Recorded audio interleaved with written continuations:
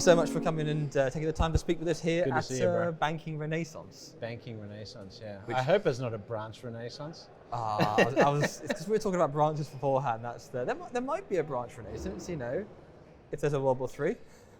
Yeah, maybe. So, Yeah. I know you for, actually the first time I ever met you was so weird because it was at SIBOS 2015. I'm listening to Breaking Banks. I've literally got you in my ear and I look up and you're there. So I'm like a little bit. It's funny, weirdly I was doing starstruck. this event in Sydney one day, and it was for SAP, and there's some guys sitting in the audience, and he did a double take when he heard me talk because he listened to Breaking Banks, you know, and he never met me or seen me, but he heard my voice, and he's like, "Are you Brett King from Breaking Banks?" So it's interesting that you sort of build up that recognition in different ways. But what's weird is listen to a lot of Breaking Banks, and then I listened to your book on Audible.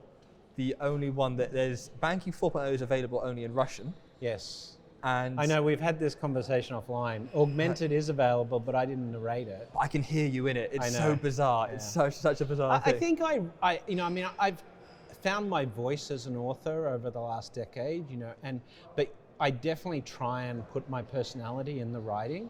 So that should be the case, that you hear that coming across.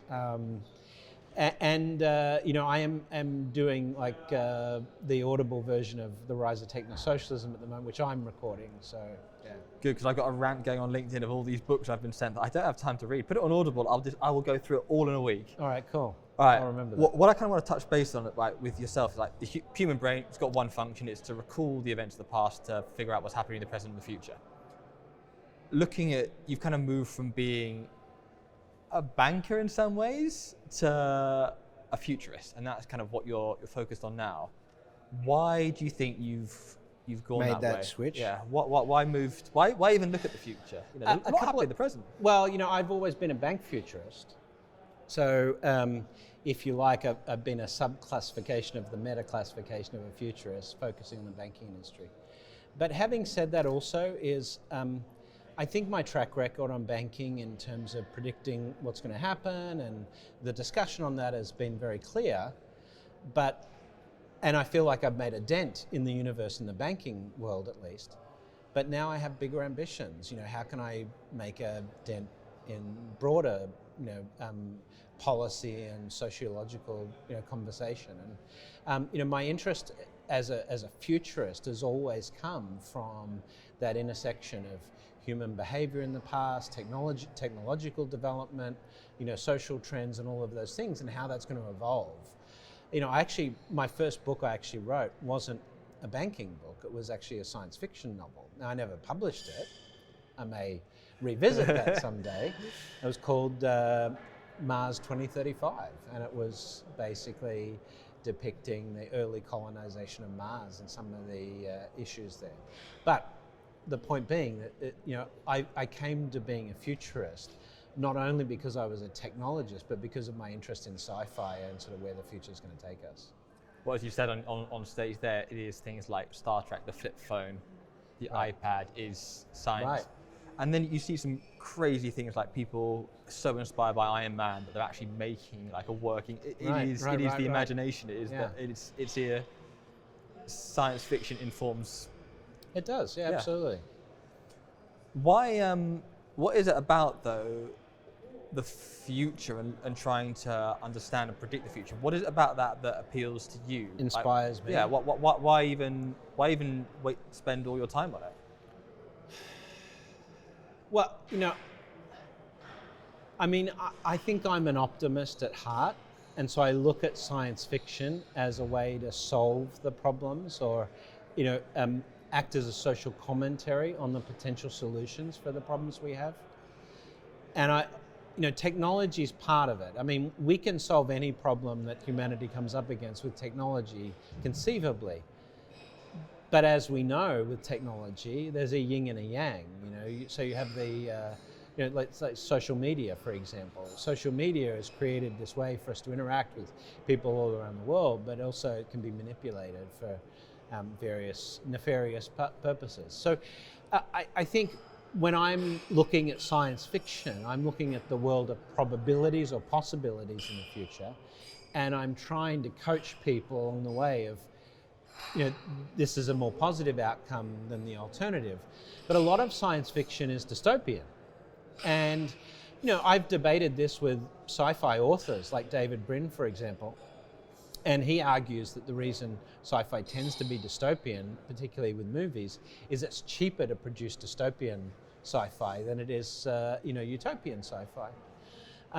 But I also think that, when you do read a lot of literature, we are looking for the underdog that can navigate, impossible circumstances and still win, and all of those sort of things. So often we, put ourselves in that sort of storytelling. But ultimately, for me, I'm trying to find ways to express the world as a better place and trying to find mechanisms that might get us there and give humanity a purpose that is just deeper and more collective in its nature, I like that. I'm such a naive optimist in so many ways. Yeah, I can see that. On that note, I believe it was Gandhi that said the future's already here, it's just not evenly distributed.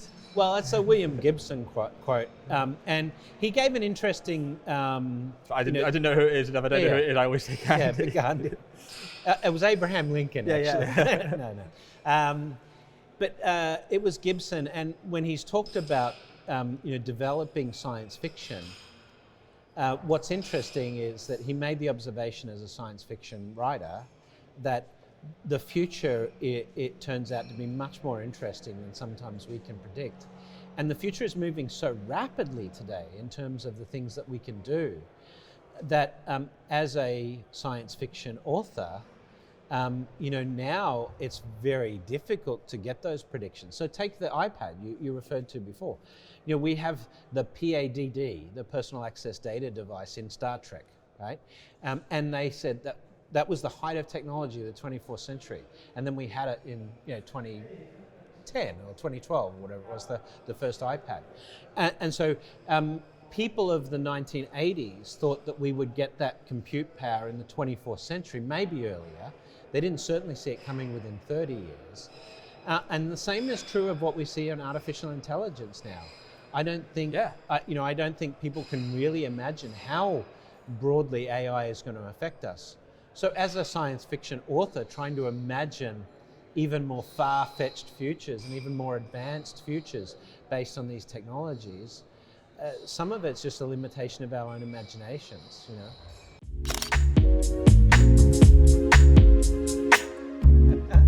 But we got the brow, so I'm satisfied. Thank you very much. You're welcome.